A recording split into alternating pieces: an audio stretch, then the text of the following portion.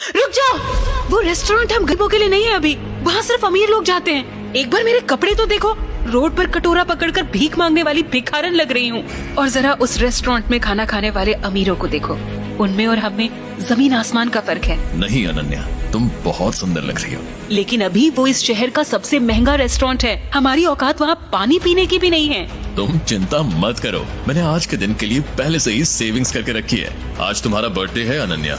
तुमने दिन रात ऑर्डर्स डिलीवर करके ये पैसे जोड़े हैं अभी, मैं तुम्हें एक दिन में ये सारे पैसे नहीं उड़ाने दूंगी। अनन्या प्लीज, ये सब तुम मुझ पर छोड़ दो। इतना कहकर अभिनव उस महंगे रेस्टोरेंट के अंदर चला गया। अनन्या अभिनव को रोकने के लिए उसके पीछे पीछे भागी और जल्दी जल्दी में एक अमीर आदमी से टकरा गई और उस अमीर आदमी के महंगे सूट पर वाइन गिर गई। I am sorry sir. अंधी हो क्या? इस गवार को अंदर किसने आने दिया? इस सूट की कीमत भी पता है तुझे? 20 लाख का सूट है ये। आई एम सॉरी, मुझसे गलती हो गई, मैं इस वक्त यहाँ से चली जाती हूँ। तुम्हें क्या लगता है मैं तुम्हें इतनी आसानी से यहाँ से जाने दूंगा? जब तक तुम मुझे 20 लाख रुपए नहीं दे देती, मैं तुम्हें कहीं नहीं जाने दूंगा। इसी वक्त मेरे सूट की कीमत चुकाओ, वरना क्या? अचानक ही अभिनव अनन्या के पास वापस आया। उस अमीर आदमी ने अभिनव को गौर से देखते हुए कहा, वाह, एक और सड़क छाप गवार। इस रेस्टोरेंट का स्टैंडर्ड वाकई बहुत गिर चुका है। इसी वक्त मेरी पत्नी से माफी मांगो। मैं माफी मांगू? तुम जानते भी हो मैं कौन हूँ। अनन्या उस अमीर आदमी और अभिनव के बीच हो रहे झगड़े को देखकर बहुत घबरा गई। अभी इससे माफी मांग लेते हैं और चलते हैं यहाँ से। इस अमीर आदमी को मैंने टीवी पर देखा है, ये सिंघानिया इंडस्ट्रीज का। मेरी पत्नी से माफी मांगो, वरना आज के दिन के लिए तुम जिंदगी भर पछताओगे। अभिनव की बात सुनकर वो अमीर आदमी गुस्से से तिलमिला उठा। पूरा रेस्टोरेंट उसे देख रहा था। मैं इस शहर का सबसे बड़ा हीरा व्यापारी हूँ। अमीर से अमीर लोग, मंत्री संतरी सब मेरे पॉकेट में रहते हैं। मैं चाहूँ तो चुटकी बजाते ही तुम्हारा नामो निशान गायब कर सकता हूँ। और अगर चुटकी बजाते ही मैंने तुम्हारे पूरे बिजनेस का नामो निशान ही गायब कर दिया तो? जब तक वो आदमी अभिनव की बात समझ पाता, अभिनव ने अपना फोन निकाला और किसी को एक मैसेज भेजा। अगले ही पल उस अमीर आदमी को एक कॉल आया और उसके पैरों तले जमीन खिसक गई। बेटा, हम बर्बाद हो गए, हमारी कंपनी के शेयर्स गिर गए और हमें करोड़ों का नुकसान हो गया। What? ये कैसे हो सकता है पापा? कोई हमें बर्बाद करने की कोशिश कर रहा है। क्या तुमने किसी बड़े आदमी को नाराज किया है? अगर किया है तो इसी वक्त माफी मांग लो, नहीं तो कल तक हम सड़क पर आ जाएंगे। वो अमीर आदमी अभिनव की तरफ मुड़ा और बोला, तुमने कैसे किया ये सब? तुम आखिर हो कौन? मेरी बात सुन बेटा, तुम यहाँ से भाग जाओ, वरना ये लोग तुझे भी मार डालेंगे। नहीं पापा, मैं आपको छोड़ के नहीं जाऊंगा। जिद मत कर अभिनव। बेटा देख, मैं तो अपनी जिंदगी जी चुका हूँ, अब जो भी करना है तुम्हें करना है, सब कुछ तुम्हें संभालना है। और मेरी बात सुन, एक बार यहाँ से जाए, उसके बाद दोबारा मुड़ के मत देखना, ठीक है? संजय ने कहा और अपनी उंगली में से एक सोने की अंगूठी निकालकर अभिनव को थमा दी। उस पर टी लिखा हुआ था। और एक बात हमेशा याद रखना, अपनी आखिरी सांस तक लड़ना है, समझ गया ना टाइगर? संजय ने अभिनव के माथे को चूमा। Run tiger, run tiger run!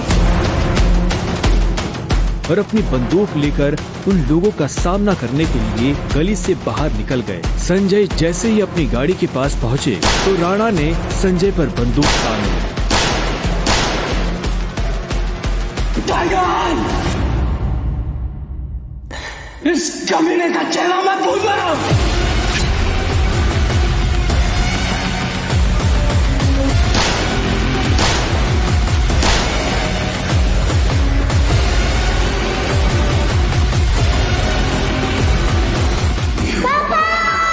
अभिनव चिल्लाया और अचानक से उसकी नींद खुल गई।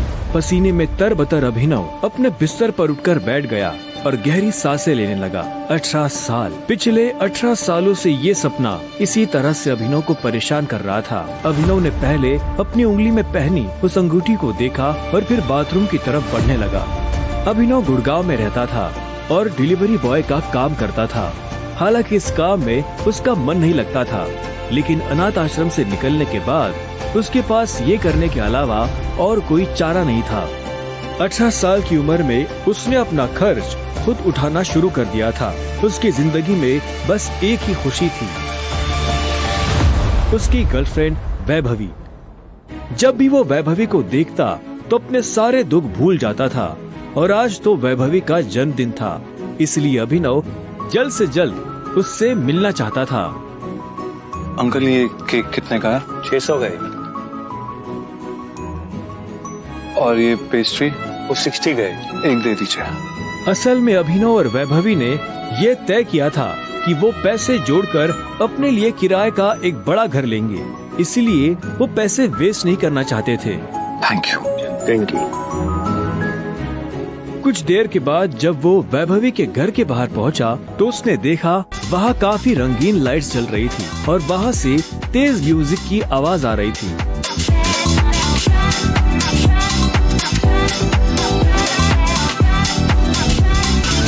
वैभवी, ये सब क्या है? ये कौन है वैभवी? देख नहीं रही है, डिलीवरी बॉय है। पर हम तो केक मंगवा चुके थे ना, फिर तूने पेस्ट्री क्यों मंगवाई? ओह, याद आया, ये तो वही डिलीवरी बॉय है ना जिसको तू डेट कर रही थी।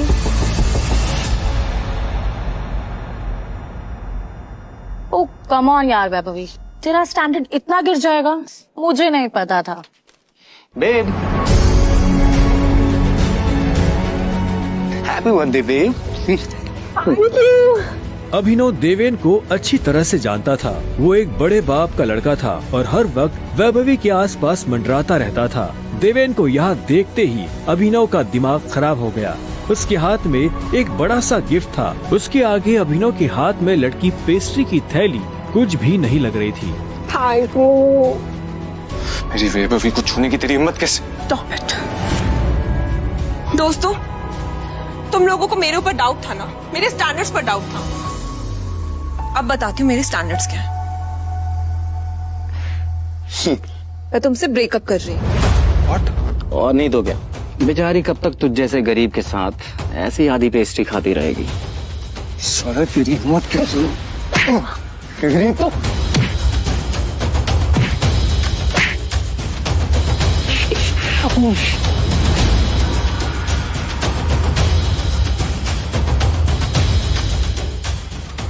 ये तुमने ठीक नहीं किया वैभवी।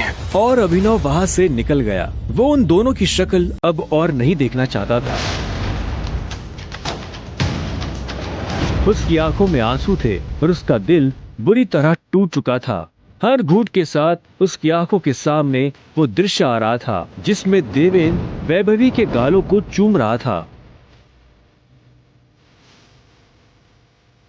ये तुमने अच्छा नहीं किया वैभवी, तुमने बिल्कुल अच्छा नहीं किया। बहुत गलत किया तुमने मेरे साथ, बहुत गलत किया। अभिनव धोखे के नशे में डूबकर बेहोश हो चुका था, लेकिन उसके लिए ये रात यहाँ खत्म नहीं होने वाली थी। उधर जब अभिनव सड़क पर बेहोश हो गया था, तब इधर सनी सिंह अपनी गाड़ी में बैठा बेचैन हो रहा था। सनी सिंह की बहन अनन्या उसके गले का कांटा बन गई थी। सनी अपने दादा हरदेव पाल सिंह की नजर में आने के लिए और अनन्या को रास्ते से हटाने के लिए कुछ भी कर सकता था, और आज वो अपनी गाड़ी में अपने आदमियों के साथ निकल पड़ा था अपनी बहन को सबक सिखाने के लिए।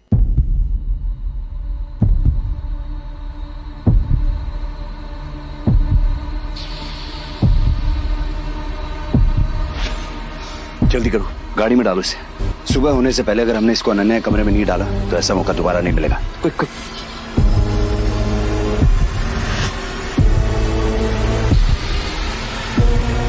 सनी के आदमी अभिनव को उठाकर सीधा रूम नंबर 409 में घुस गए। सही कपड़े उतारो और बेड पे लिटाओ उसको। कपड़ा उतारो उसका। उन्होंने अभिनव को बहुत आहिस्ते से उस बिस्तर पर लेटा दिया। वहाँ पहले से सनी की बहन अनन्या सोई हुई थी। सुबह जब अभिनव ने करवट बदली तो उसका हाथ एक नरम हाथ से टकरा गया। अभिनव की नींद टूटी और उसने देखा कि वो एक अनजान लड़की के बगल में लेटा हुआ था।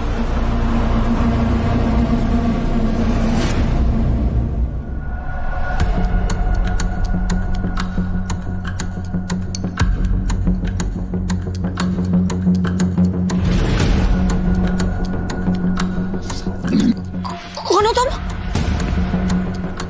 मेरे कमरे में क्या कर रहे हो? तुमने मेरे साथ क्या किया?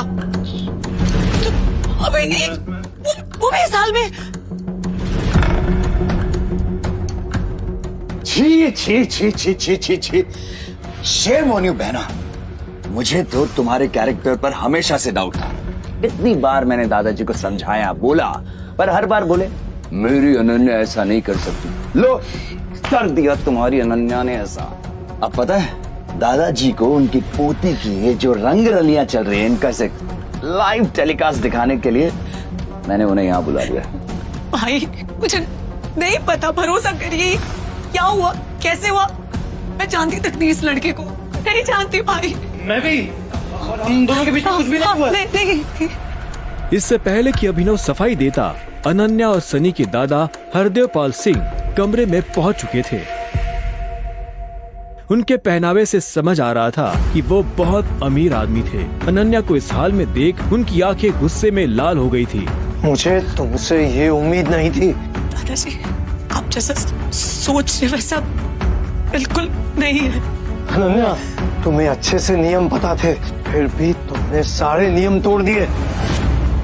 नहीं दादाजी, नहीं। और तू? जब अभिनव की नजर हरदेव से मिली तो उसे लगा कि वो अपनी आंखों के सामने मौत देख रहा है। तूने मेरी पोती के साथ रात गुजारी है ना, आज से हमारे परिवार के कानून के हिसाब से तू सिंह परिवार का दामाद है। क्या? उन दोनों के बीच में लेकिन कुछ हुआ ही नहीं है। जी, कुछ नहीं हुआ है। कुछ नहीं किया ना तुम दोनों ने, तो क्या ये सब?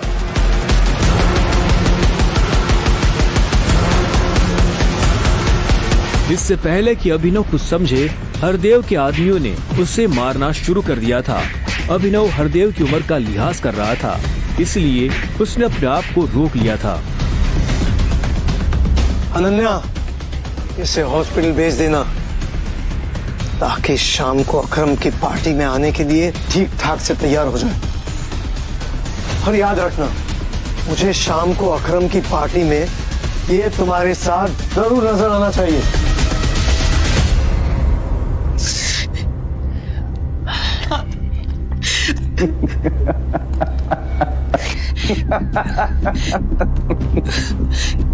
क्यों मेरी जिंदगी बर्बाद कर दी तुमने?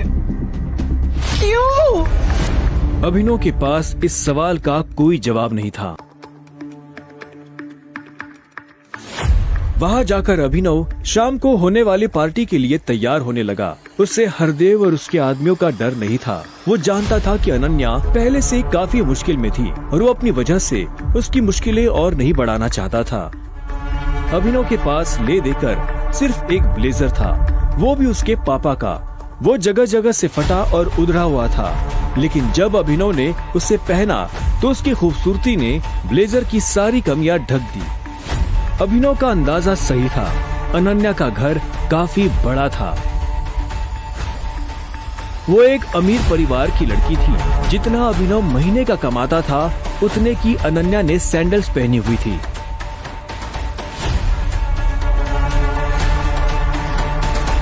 अनन्या की आंखों में दिख रहा था कि वो अभिनव से कितनी नफरत करती थी। अभिनव भी पार्टी में इतने बड़े लोगों के बीच जाने से घबरा रहा था। उसी घबराहट में उसने कब अपने पापा की अंगूठी को उंगली में गोल गोल घुमाना शुरू कर दिया, उसे पता ही नहीं चला।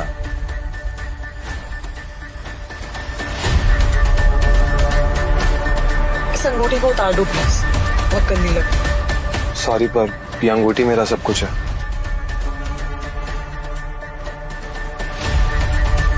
अकरम का घर किले जैसा था, जिसके चारों तरफ बाउंसर्स बंदूकें लिए खड़े थे। जैसे ही अनन्या और अभिनव अंदर आए तो इतने में उसकी नजर देवेन से टकरा गई। तू यहाँ क्या कर रहा है साले? कैसे मैं हंसकर? अनन्या, पागल हो गई हो तुम? इस सड़क छाप में ऐसा क्या देख लिया किससे शादी कर ली? जुबान संभाल के बात कर, नहीं तो क्या कर लेगा तू? बोलना, क्या कर लेगा? देवेन भी तैश में आ गया। अभिनव उसके ऊपर हाथ उठाने ही वाला था। इतने में उन दोनों का झगड़ा देख पार्टी का ऑर्गेनाइजर अकरम वहाँ पहुँच चुका था। क्या हो रहा है यहाँ?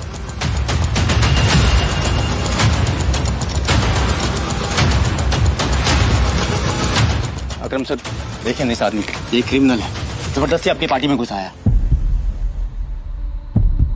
इधर आओ।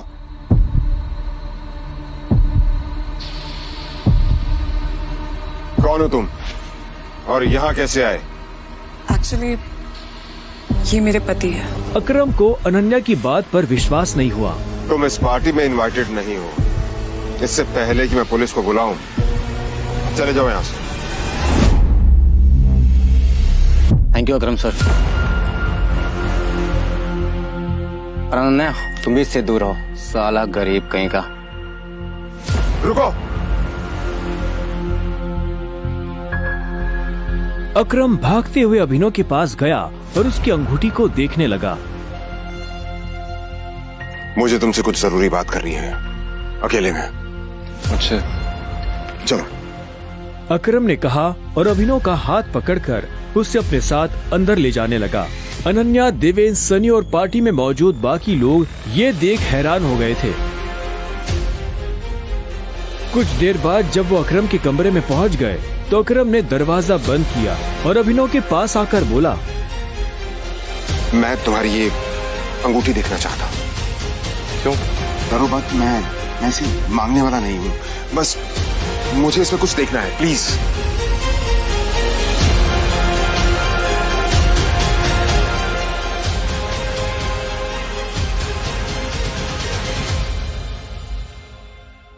टाइगर?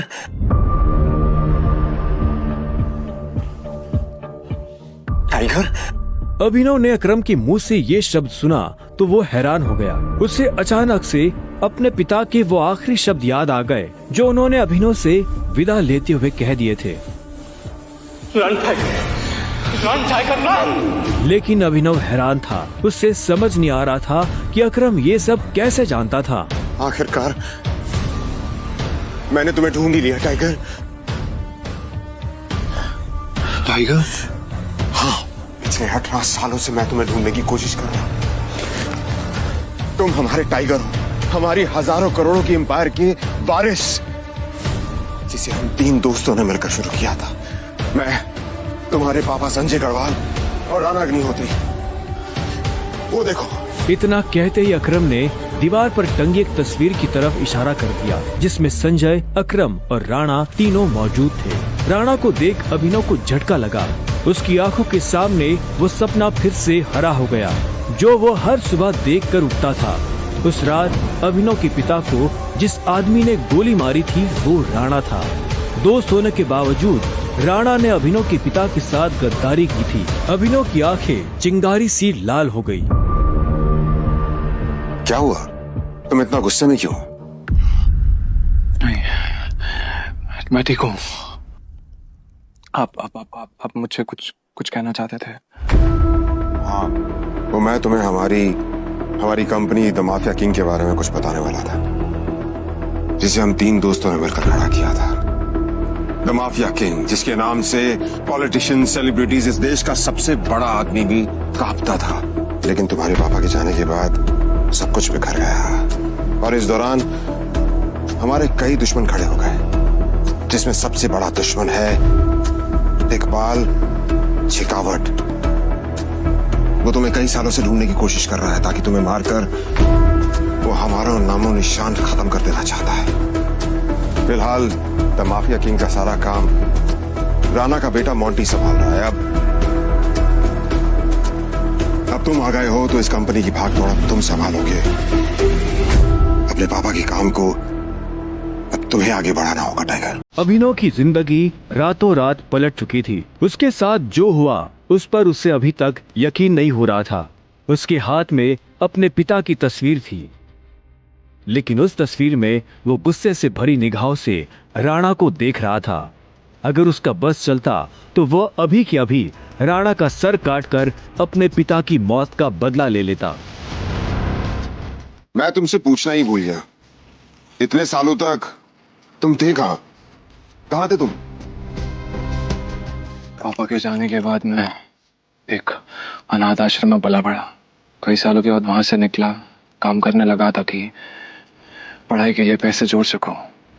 लेकिन इस दौरान आप लोगों ने मुझे ढूंढा क्यों नहीं? टाइगर, ऐसा नहीं है कि मैंने तुम्हें ढूंढने की कोशिश नहीं की।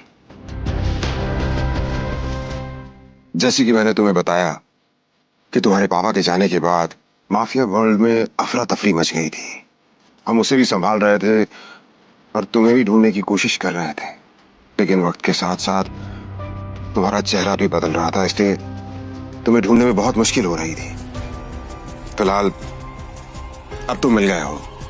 अब तुम्हें देखकर मोंटी और बाकी सब लोग बहुत खुश होंगे। मोंटी का नाम सुनते ही अभिनव को गुस्सा आ गया था। मोंटी एक गद्दार का बेटा था। अभिनव ना तो उस गद्दार के बेटे से मिलना चाहता था और ना ही बात करना चाहता था। लेकिन पापा ने तो मुझे कभी इस माफिया ग्रुप के बारे में कुछ बताया ही नहीं है। वो चाहते तो मुझे बता भी सकते थे। तब तुम बहुत छोटे थे, शायद इसीलिए संजय ने तुम्हें इन सब चीजों से दूर रखा। लेकिन मेरा यकीन मानो, मैंने तुम्हें ढूंढने की बहुत कोशिश की। अब तुम मिल गए हो तो मुरझाया हुआ द माफिया किंग फिर से जिंदा हो जाएगा। चीयर्स। अभिनव के मन में कई सारे सवाल उठ रहे थे।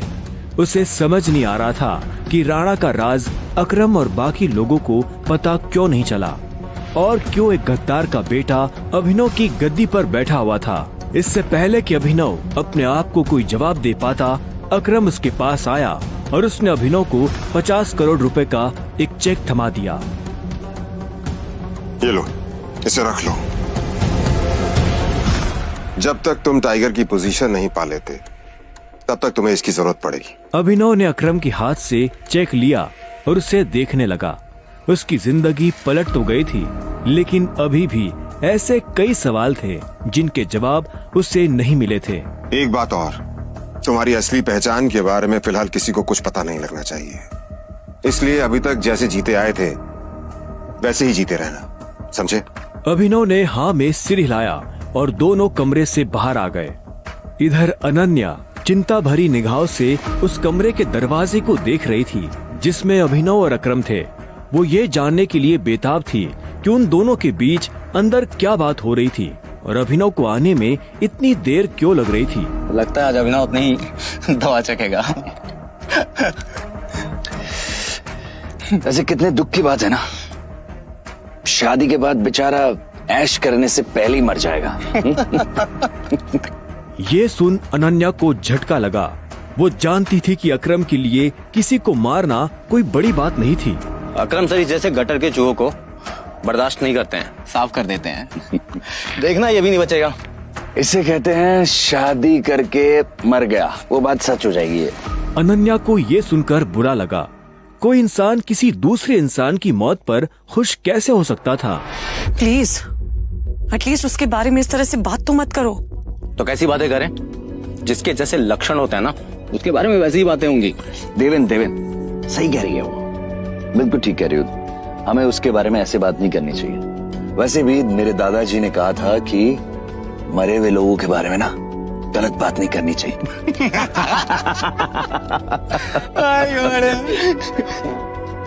इससे पहले कि अनन्या कुछ कहती, अकरम अभिनव को लेकर बाहर आ रहा था। अभिनव के बदन पर एक छोटी सी खरोच भी नजर नहीं आ रही थी। जब देवेन और सनी ने ये देखा तो उनका मुंह हैरानी के मारे खुला का खुला रह गया। इसे देखकर तो लग ही नहीं रहा है कि अकरम सर ने इसे हाथ भी लगाया है। वैसे जितनी देर तक ये दोनों कमरे के अंदर थे, अब तक तो इसकी नाक टूटी हुई होनी चाहिए थी, पर ये तो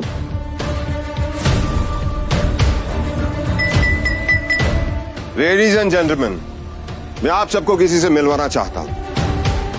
ये अभिनव, मेरे सबसे पुराने ड्राइवर का बेटा, मेरे लिए बहुत अजीज है ये। अकरम ने जैसे ही अभिनव का सबसे परिचय करवाया तो देवेन और सनी खुश हो गए, लेकिन अनन्या को ये सुनकर झटका लगा। Enjoy the party please. इतने में अकरम ने कहा और अभिनव को अकेला छोड़ बाकी लोगों से मिलने के लिए निकल गया। देवेन और सनी को अभी तक समझ नहीं आ रहा था कि अकरम अभिनव को इतना भाव क्यों दे रहा था। अभिनव को इस बात से कोई लेना देना नहीं था कि सनी और देवेन उसके बारे में क्या सोच रहे थे। उसकी आंखों के सामने बस रह रहकर अपने पिता की शक्ल आ रही थी। उसे वो रात याद आ रही थी जिस रात को राणा ने संजय को गोली मारी थी। अभिनव को ये भी याद आया कि उसे खुद भी गोली लगी थी, लेकिन उसकी किस्मत अच्छी होने की वजह से वो बच गया था।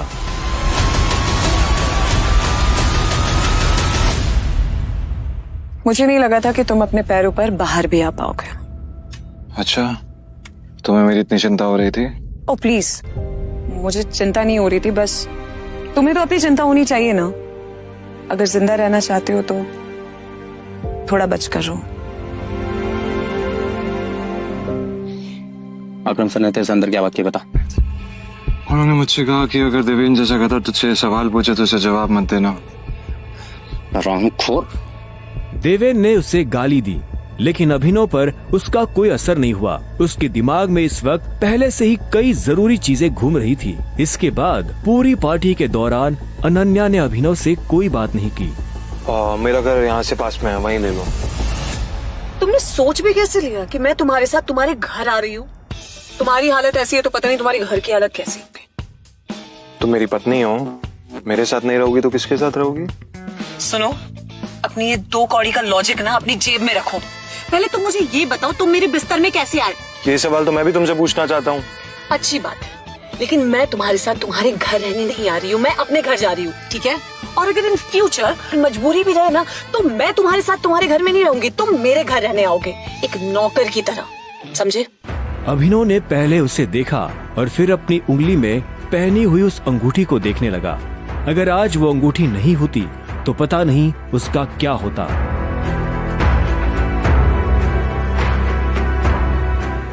अगली सुबह जब अभिनव का अलार्म बजा, तब वो फिर से वही सपना देख रहा था। अलार्म की आवाज सुन वो झटके से उठा और अपने बिस्तर पर बैठ गया। उसने उठते ही मन ही मन सबसे पहले अकरम को धन्यवाद दिया, जिसने उसके पिता की कंपनी को इतने सालों बाद भी जिंदा रखा, लेकिन साथ ही उसे अपने पिता को खोने का मलाल भी था। इसी ख्याल के साथ अभिनव बिस्तर से उठा और अपने काम पर जाने के लिए तैयार होने लगा। अकरम के हिसाब से उसकी डिलीवरी बॉय की जॉब उससे अपनी पहचान छुपाने में काफी मदद कर सकती थी। अभिनव ने अपनी जेब में अकरम का दिया हुआ चेक डाला और घर से निकल गया। 1 घंटे बाद जब वो अपनी बाइक से ऑफिस आया और कॉरिडोर में चलने लगा, तो उसे पीछे से आवाज आई, ए डिलीवरी बॉय। यह आवाज उसके साथ काम करने वाले हरीश की थी। उसे ऑफिस में अपना काम करने की नहीं, अभिनव को चिढ़ाने की तनख्वाह मिलती थी। क्या हुआ, कुछ काम है? मुझे देर हो रही है। हाँ, अबे तुझे किसी मीटिंग में जाना है, बॉस तुझे बुला रहा है। और भाई कल तू कहाँ चला गया था बिना बताए? अपने बाप की बारात में गया था क्या? ये सुन अभिनव की नसें गुस्से में फटने को आई थी। वो चाहता तो अभी हरीश के सारे दांत एक मुक्के में अलग कर सकता था, लेकिन उसने अपने आप को शांत किया और उसकी बात का जवाब दिए बिना अपने बॉस के कैबिन की तरफ बढ़ने लगा। Good morning sir. ऐसा क्या है गुड इस मॉर्निंग में? अभिनव के पास इस सवाल का कोई जवाब नहीं था। ऐसे में उसके बॉस ने आगे कहा, कल तुम बिना बताए चले कैसे गए? अभिनव के पास इस बात का भी कोई जवाब नहीं था। वो चाहता तो अपने बॉस को कोई बहाना बनाकर टाल सकता था, लेकिन अभिनव झूठ नहीं बोलना चाहता था। कल इतनी सारी डिलीवरी थी, तुम्हारी वजह से हमारा कितना नुकसान हुआ तुम्हें पता है? पर सर मुझे महीने में कैजुअल लीव तो मिलती है, तो शट अप! काम तो तुमसे होता नहीं है, बस बहस करने चले आते हो। ये कंपनी तुम्हारे बाप की है। ये सुनते ही अभिनव का पारा गर्म हो गया था। उसने गुस्से में अपनी मुट्ठी भींच ली और घूरते हुए अपने बॉस को देखने लगा। घूर क्या रहा है? अपना सामान बांध और निकल यहाँ से। You are fired! अभिनव को ये सुनकर झटका नहीं लगा। असल में वो जानता था कि उसके साथ ऐसा कुछ बहुत जल्दी हो सकता था। उसका बॉस और देवेंद्र एक दूसरे को बहुत अच्छी तरह से जानते थे। कल पार्टी में अभिनव ने देवेंद्र को जिस तरह से जवाब दिया, उन्होंने मुझसे कहा कि अगर देवेंद्र जैसा कहता तुझसे सवाल पूछे तो उसे जवाब मत देना। उससे उसे समझ आ गया था कि आज नहीं तो कल ये होकर रहेगा। ठीक है, कोई बात नहीं, मैं चला जाता हूँ। जो मैंने पूरा महीना काम किया है उसकी सैलरी दे दीजिए। सैलरी? तेरी वजह से हमारा जो नुकसान हुआ उसकी भरपाई अगर मैं तेरी सैलरी से भी करूँ ना, तो भी तुम्हें अपनी जेब से 10,000 रुपए देने पड़ेंगे। शुक्र मना कि वो मैं तुझसे नहीं मांग रहा, इसलिए चुपचाप निकल यहाँ से। क्या बोल रहे हो सर आप? क्या मेरे एक दिन आने में आपका 25,000 का नुकसान हो गया? मैं तब तक यहाँ से नहीं जाऊंगा जब तक मुझे मेरी सैलरी नहीं मिल जाएगी। सैलरी दीजिए। सैलरी? रुक, अभी देता हूँ तुझे तेरी सैलरी। उसके बॉस ने कहा और टेबल पर रखी घंटी बजा दी। अगले ही पल कमरे का दरवाजा खुला और 4 बाउंसर अंदर घुस आए। उठाकर बाहर पटको साले को।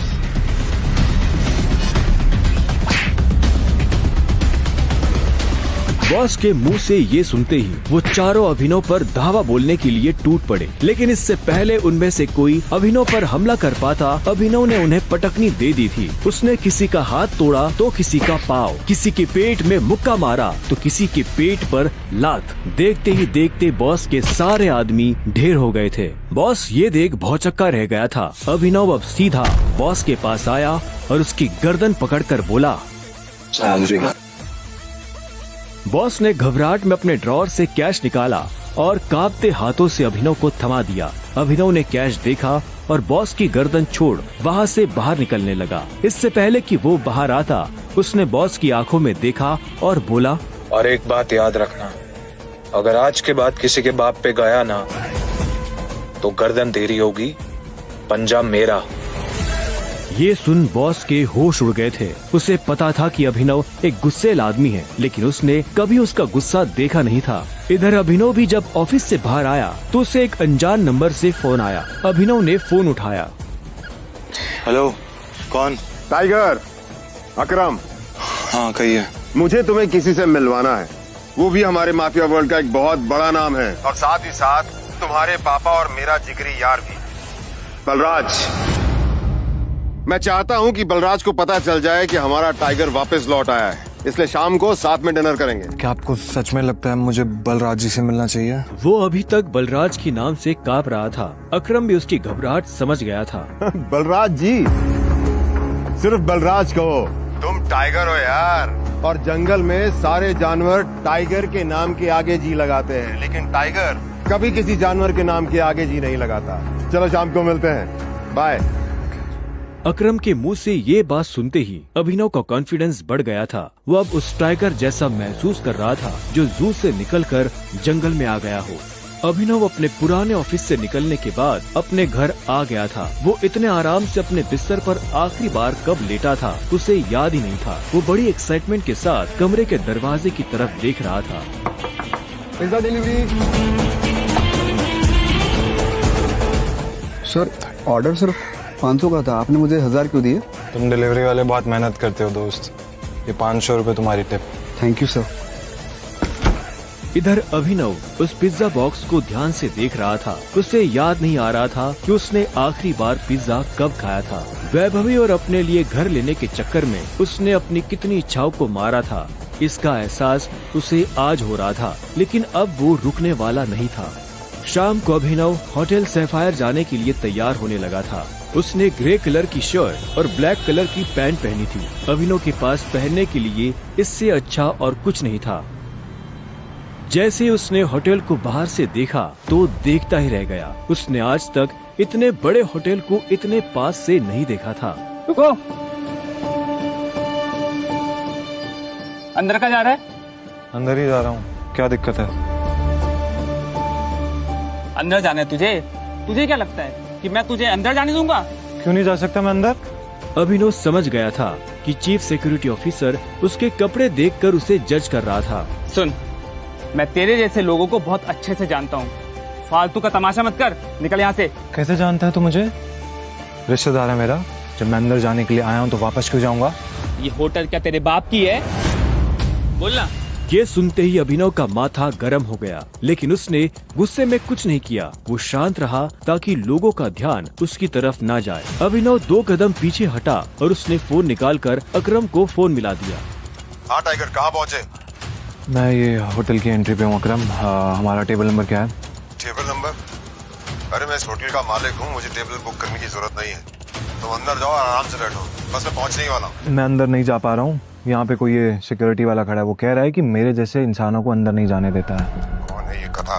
तुम एक काम करो, बस 10 मिनट में मैं पहुँचने वाला, तुम वेट करो, ठीक है? और ये इस ऑफिसर की वजह से मैं तुमसे माफी मांगता हूँ। ठीक, नहीं कोई बात नहीं। क्यों, बहुत हीरो बन रहा था ना? मैंने कहा था मैं तुझे अंदर जाने नहीं दूंगा। अगर प्रधानमंत्री को भी कॉल करेगा ना तब भी नहीं, समझा? चल निकल यहाँ से। अरे वो देखो तुम्हारा निठल्ला एक्स। आजा मजे लेते इसके।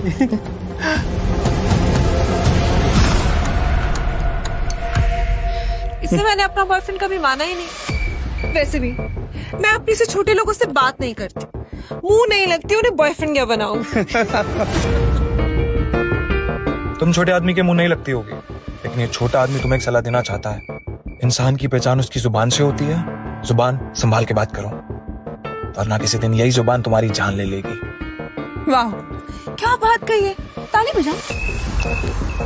Very nice. तो फिर तुमसे तुम्हारे पैर क्यों नहीं संभाले गए? यहाँ कैसे चले आए? पिए हुए हो क्या? अकरम ने बुलाया मुझे यहाँ पे। अच्छा, अरे हाँ याद आया, अकरम सर ने उस दिन कहा था तू उनके किसी ड्राइवर का बेटा है, तो यहाँ अपने बाप की जगह ड्राइवर की नौकरी मांगने आया क्या? सही है, लेकिन वो रखेंगे नहीं, तेरे जैसे गरीब को वो ड्राइवर भी नहीं रखेंगे। आए हो मतलब तुम्हें बुलाया नहीं गया? वो उठा के चले आए। भिखारी कहेंगे। आया नहीं हूँ, बुलाया मुझे, अकरम ने बुलाया। मुझे पता ही था ये कोई पागल है। तभी वहाँ एक काले रंग की चमचमाती हुई महंगी सी गाड़ी आकर खड़ी हो गई। सभी पलटकर गाड़ी को देख रहे थे। अकरम गाड़ी से बाहर निकला और उसके साथ एक और आदमी था। वो देखने में लंबा चौड़ा और मजबूत था।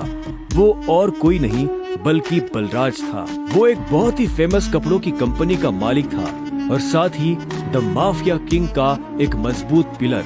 उसे देख अभिनव की आंखें खुली की खुली रह गई। उसने बलराज के बारे में सुना था। क्या आपको सच में लगता है मुझे बलराज जी से मिलना चाहिए? उसे तस्वीरों में देखा था, लेकिन तस्वीरों में देखने और सामने से देखने में जमीन आसमान का अंतर नजर आ रहा था। उसके मन में ये सवाल उठ रहा था कि आखिर बलराज उससे क्यों मिलना चाहता था। क्या चल रहा है यहाँ? सॉरी सर, लेकिन इस आदमी ने मुझे और कस्टमरों को काफी परेशान किया हुआ है। मैं स्टोर को अंदर जाने से रोक रहा हूँ तो ये यहाँ पे तमाशा कर रहा है। क्या तुम्हारी हिम्मत कैसे हुई इसे चोर कहने की? तुम होते कौन हो इसे अंदर जाने से रोकने वाले? ये होटल तुम्हारे बाप ने खोल रखा है क्या? ये मेरा मेहमान है और तू आज के बाद इस होटल के आसपास भी दिखाई दिया ना तो तेरी टांगे तोड़वा दूंगा। Get lost. Sorry sir.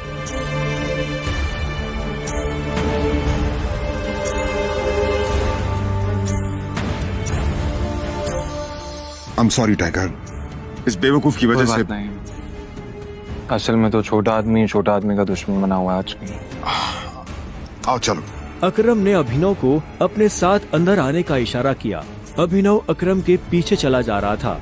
उसे महसूस हो रहा था कि बलराज भी अपने भारी भरकम पैरों के साथ अभिनव के पीछे आ रहा था।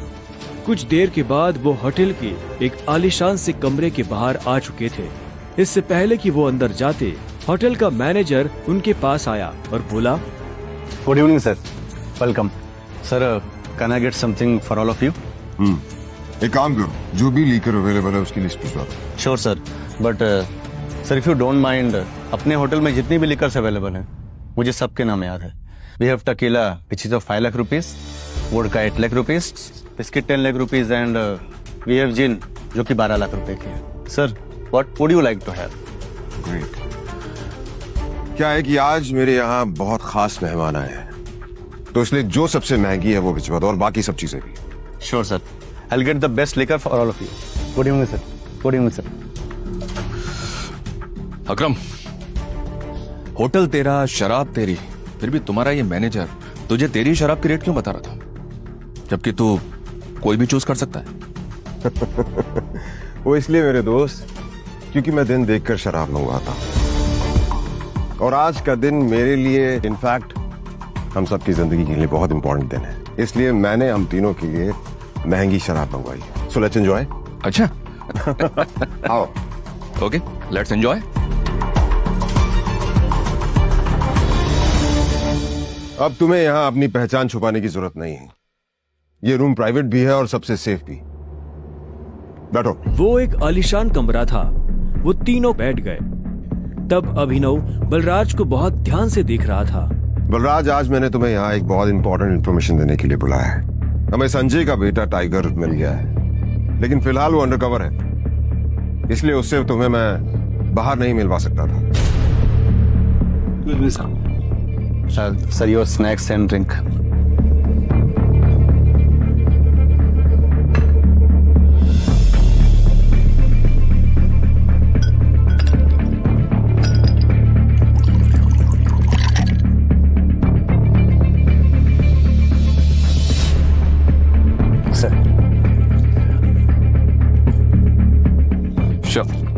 Cheers.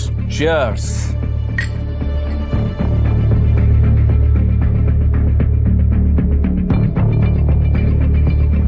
तो यही है टाइगर? हाँ, ये है हमारा टाइगर। और मैं चाहता था ये हमारी टीम के बड़े और भारी मेंबर्स से मिल ले, और मिलने के बाद जिस तरफ हम बढ़ रहे हैं उस तरफ बढ़ने में ये हमें लीड करे।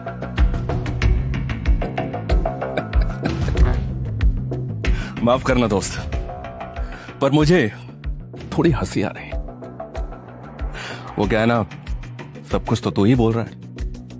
हमारा ये टाइगर गूंगा है क्या? हाँ बलराज, तुम्हें टाइगर के बारे में इस तरह से बात नहीं करनी चाहिए। माफ करना दोस्त, माफ करना। बोलनेस अच्छी लगी मुझे तुम्हारी। अच्छा,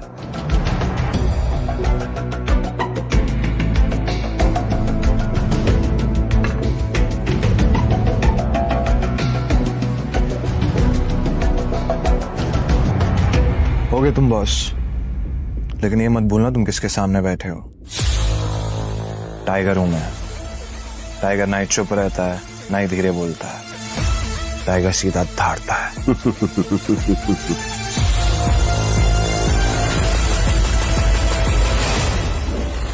तो तुम टाइगर हो, ठीक है।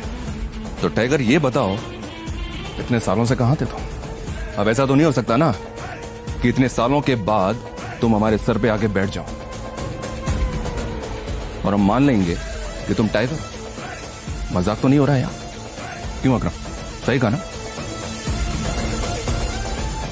और जिस गद्दी की तुम बात कर रहे हो ना, उसको लिया नहीं जाता, कमाया जाता है। आई बात समझ में? अच्छे से जानता हूं, छीनना मेरे खून में भी नहीं है। मैं इतने सालों से कहां गायब था, क्या कर रहा था, ये सब समझाने का तो हमारे पास टाइम नहीं है शायद। और रही बात कि मैं टाइगर हूं या नहीं हूं, ठीक है, तुम तरीका बताओ, साबित कर दूंगा। शाबाश, ये हुई ना बात। अकरम ने मुस्कुराते हुए अभिनव को देखा। उसकी आंखों में अभिनव के लिए गर्व की भावना झलक रही थी। उसने जितना सोचा था, अभिनव उससे भी खूंखार था, लेकिन बलराज के माथे पर शिकन बरकरार थी।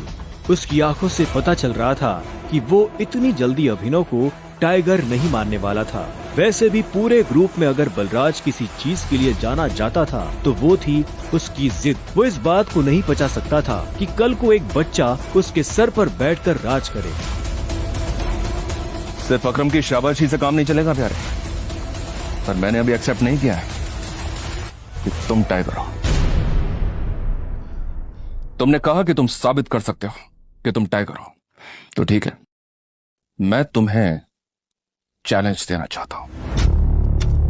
ये क्या कह रहे हो तुम? Relax Akram, relax. Let's fight, लड़ते हैं। अगर तुम जीते तो हम मान लेंगे कि तुम टाइगर हो, लेकिन अगर तुम हारे तो हमसे कुछ पैसे लेना और गुड़गांव से कहीं बहुत दूर जाकर सेटल हो जाना। बलराज, क्या कह रहे हो तुम? ये सही नहीं है।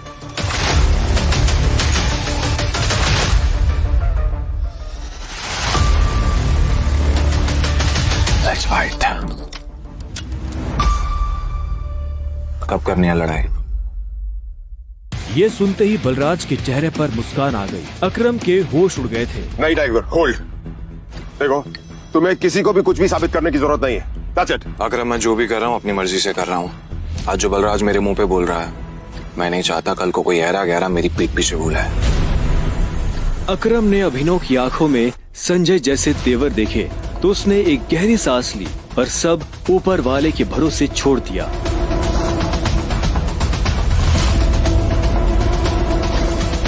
लगभग 1 घंटे के बाद बलराज अभिनव और अकरम के साथ अपनी प्राइवेट एरेना में आ गया था।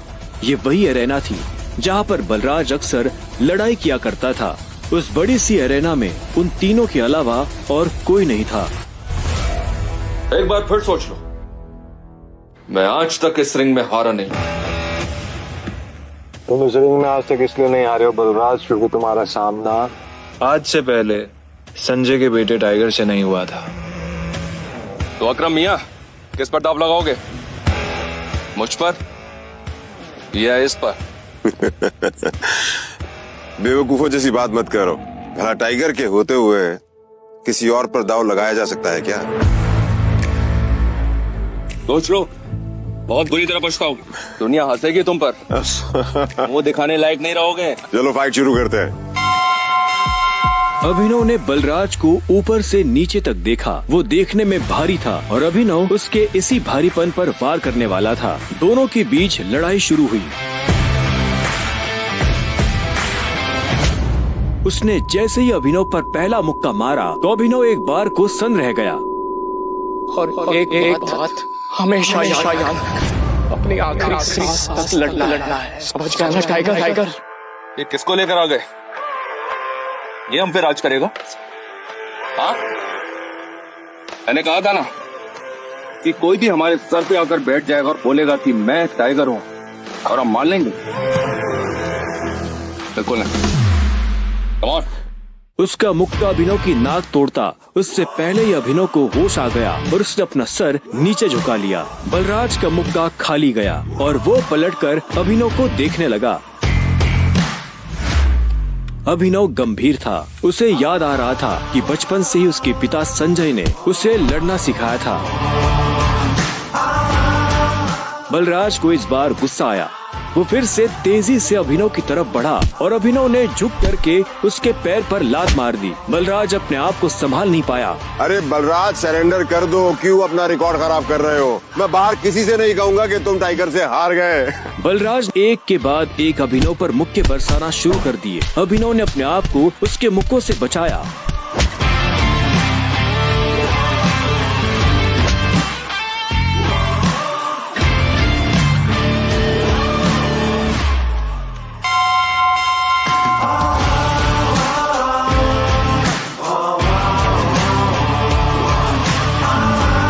अभिनव ने बलराज को छोड़ा और चुपचाप रिंग के कोने में जाकर खड़ा हो गया। बलराज ने मुश्किल से अपने भारी भरकम शरीर को उठाया और दर्द में कराहते हुए बोला, अकरम, मैं जानता हूँ तुम बहुत खुश हो गया आज। बलराज की कमर में मोच आई थी और उसने हंसते हुए अभिनव से कहा, कहाँ से सीखा ये सब? ये सब मुझे विरासत में मिला है, मेरी उस गद्दी के साथ। जरा पियोगे मेरे साथ? आज की पार्टी मेरी तरफ से। बलराज, ऐसे नहीं कहते, ऐसे कहते हैं कि टाइगर जी, क्या आप मेरे साथ शराब पिएंगे, पार्टी करेंगे? इस तरह। टाइगर जी, क्या आप आज मेरे साथ शराब पीना पसंद करेंगे, पार्टी करेंगे? हाँ, ओके। राइट। क्यों नहीं?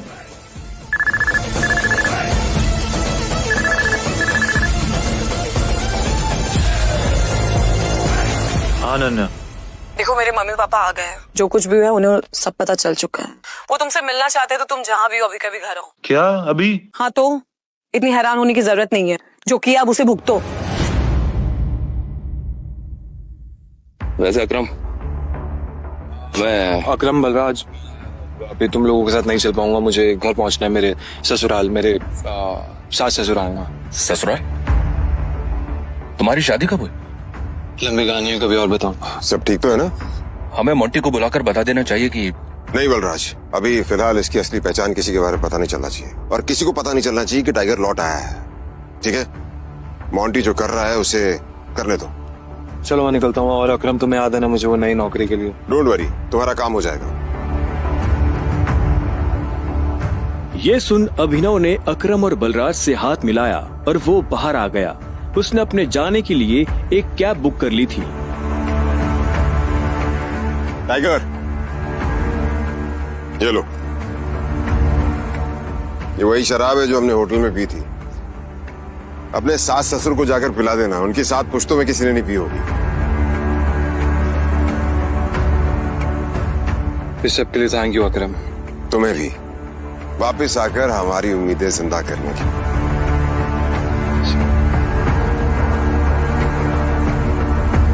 अब आजा कि अंदर रिंग में ही रहेगा।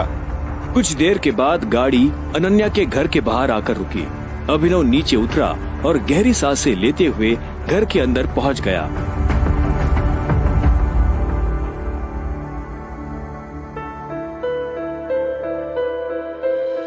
नमस्ते मम्मी जी, नमस्ते पापा जी। ये मैं आप लोगों के लिए लेकर आया था। अरे वाह, क्या बात है, बहुत एक्सपेंसिव है यार। हैं?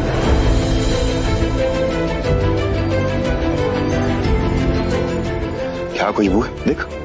क्या तुम भी? मुझे तो लगता है ये बॉटल्स कहीं से चोरी करके लाया होगा। तुम्हें लगता है इसके जैसा आदमी इतनी महंगी शराब अफोर्ड कर पाएगा? और तुम ये सब क्यों लाए हो यहाँ पे? हमारे बेटे के साथ जबरदस्ती करने के बाद हमें रिश्वत देना चाहते हो तुम? वो भी चोरी की हुई शराब? सॉरी, लेकिन ना ही मैंने किसी के साथ जबरदस्ती की और ना ही कोई चोरी की है। अच्छा, तो फिर मेरे बेटे के साथ तुम्हारा भूत सोया हुआ था? तुम ये सब इसलिए कर रहे हो ना ताकि तुम मेरे बेटे की जायदाद हड़प कर सको?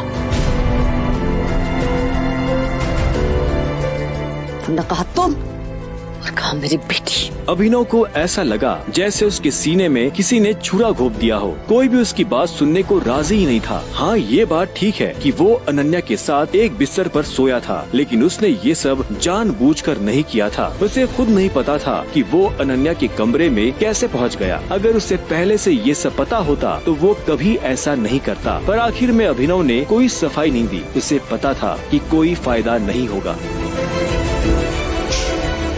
गूंगे हो? मुंह में जुबान नहीं है तुम्हारे? शर्मिला, बैठ। अभिनव, बैठ जाओ। शर्मिला अभी भी गुस्से में उसे देख रही थी। अभिनव बैठा और राजीव ने आगे कहा, तो वहाँ जो कुछ भी हुआ है हमें उसके बारे में सब कुछ पता है और अनन्या को भी ये मालूम नहीं है कि उसके साथ कैसे हुआ है। लेकिन मुझे ऐसा लगता है कि वहाँ पे कोई बहुत बड़ी गड़बड़ हुई है। चलो, अब जो कुछ भी है, तुम्हारे और अनन्या का रिश्ता तो बदल नहीं सकते। वैसे भी जो कुछ हुआ उसका उसे मलाल नहीं था। अगर वो अनन्या से नहीं मिलता तो वो अकरम से कभी नहीं मिल पाता। साथ ही वो बाहर की दुनिया में अनन्या का नाम भी खराब नहीं होने देना चाहता था। ऐसे में वो भी नहीं चाहता था कि ये शादी टूटे। तो अभिनव, तुम क्या करते हो? मैं एक डिलीवरी बॉय का काम करता था और आज मुझे नौकरी से निकाल दिया गया। उसके ये शब्द किसी बॉम्ब की तरह उन दोनों पर गिरे। इससे पहले कि शर्मिला कुछ कहती, राजीव ने कहा, अभिनव, तुम्हें जल्द से जल्द नौकरी ढूंढनी पड़ेगी और वो भी अच्छी वाली। तभी तुम मेरी बेटी के साथ लीगली शादी कर सकते हो। चलो, अब तुम जा सकते हो। अभिनव उठा और बाहर निकलने लगा। इतने में शर्मिला के गुस्से में और एक उबाल आया और वो अभिनव के पीठ पीछे बोली, देखा कितना ढीठ है ये? ओवर कॉन्फिडेंस तो देखो इसका। जेब में 10 रुपए नहीं है और चल ऐसे रहा है जैसे जंगल का टाइगर हो। राजू, तुम्हें लगता है इस जैसे लीडर को कोई नौकरी पे रखेगा? रखेगा नहीं, रखेंगे। मेरे लिए काम की कमी नहीं है। सुना तुमने?